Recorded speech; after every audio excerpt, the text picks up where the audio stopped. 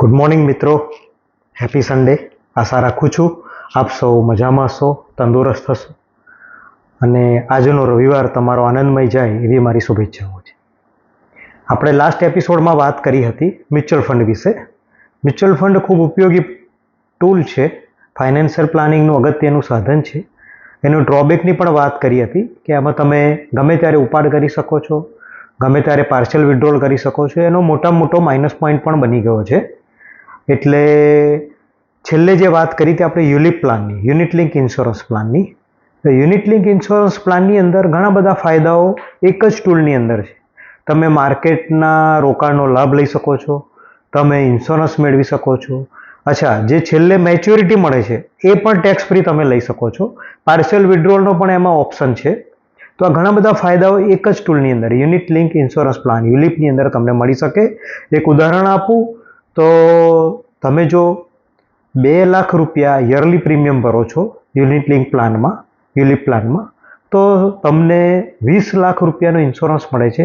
અકસ્માતની અંદર 20 ને બીજા 20 એમ 40 લાખ રૂપિયા તમારો એક્સિડન્ટ બેનિફિટનો લાભ મળે છે.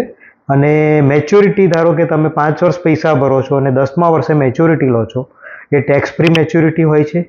પણ એમાં તમે કેવી રીતે ડિઝાઇન કરો છો યુલિપ પ્લાન, કઈ જગ્યાએ રોકો છો, એ પણ ખૂબ અગત્યનું છે.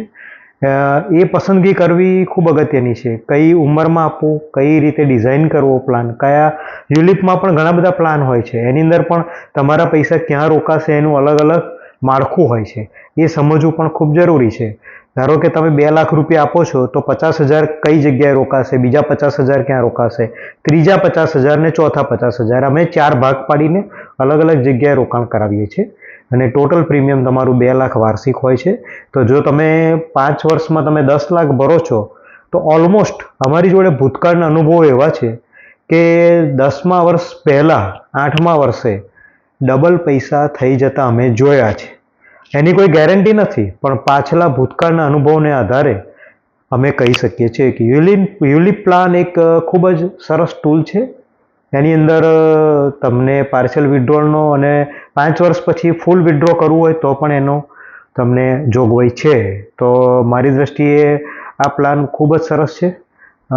મારા જે એક્ઝિસ્ટિંગ ક્લાયન્ટ છે, બીજા જે પ્લાન લીધેલા છે, એમને પણ વિનંતી કરું છું કે તમને જો રસ હોય આ પ્લાનની અંદર રોકાણ કરવાનો તો મારો સંપર્ક કરી શકો છો. અને બીજી એક વાત જણાવવાની કે યુલિપ પ્લાન દરેક કંપનીઓ, ઇન્સ્યોરન્સ કંપનીઓના અલગ અલગ છે, એની ડિઝાઇન અલગ અલગ છે. એટલે જ્યાં પણ રોકાણ કરો ત્યાં જોઈ વિચારીને, માર્કેટ સમજીને અને પછી રોકાણ કરજો. બરાબર? તો આજના દિવસમાં, રવિવારના દિવસે આ એક યુલિપ પ્લાન વિશે વાત કરવી હતી. તમારા પૈસા, ખાસ તો જે વડીલો છે ઘરમાં, મેં વાત કરી હતી પહેલા વિડીયોમાં કે રોકાણ ક્યાં કરવું, બરાબર છે, અને ખર્ચાઓની અંદર એ વખતે વડીલોની વાત કરી હતી. તો વડીલોને ખાસ વિનંતી છે કે જેની જોડે ખરેખર પૈસા છે, એફડીમાં પાર્ક થઈ ગયા છે વધારે પડતા, થોડું ડાયવર્ઝન યુલિપ પ્લાનમાં કરજો તો તમારા માટે પણ સારું છે. અને આવનાર તમારી પેઢીઓ છે, તમારા બાળકો છે, બાળકોના બાળકો છે, એમને પણ તમે 10થી 12%, 15% સંભવિત ગ્રોથ આપીને જશો. આશા રાખું છું તમારો દિવસ સરસ જશે. ફાઇનાન્શિયલ પ્લાનિંગ વિશે કોઈ પણ ક્વેરી હોય, આમાં કંઈ વધારો સુધારો કરવો હોય તો તમે કમેન્ટમાં કરી શકો છો. મારા એક્ઝિસ્ટિંગ ક્લાયન્ટ સાથે મારો મોબાઈલ નંબર છે, તો એ લોકો મને ફોનથી સંપર્ક કરી શકે છે. આભાર.